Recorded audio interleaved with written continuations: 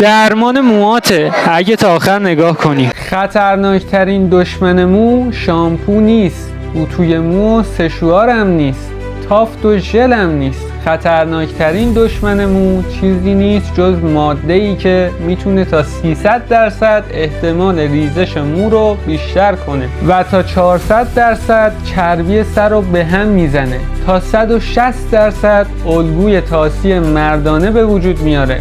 خیلی‌ها جدیش نمیگیرن و تا میبینن موهاشون میریزه میرن مولتی ویتامین میخورن یا آمپول بیوتین میزنن. اینا همش بی تاثیره. هورمون DHT باعث میشه که موهای شما نازک بشه، چربی بیش از حد بگیره و باید به موقع جلوشو بگیری. بدن به شدت پرمویی داری ولی اینجا رو نگاه کن، هم شقیقات به سمت عقب رفته هم کف سرت داره خالی میشه که به این نوع ریزش میگن ریزش موی هورمونی.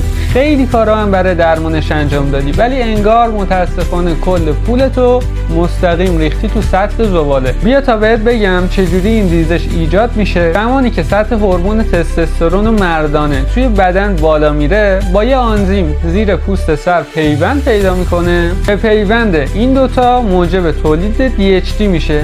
DHT میچسبه به ریشه مو، از پیاز مو شروع میکنه به تغذیه کردن و باعث چربی سر، ریزش مو و نازکی تار موهاتون میشه. حالا اگه میخوای بدون آسیب به هورمون مردانه بدنت DHT رو زیر پوسته سرت مهار کنی، همین الان کلمه مو رو برام کامنت کن. فقط یادت نره قبلش حتما پیجمو فالو داشته باشی.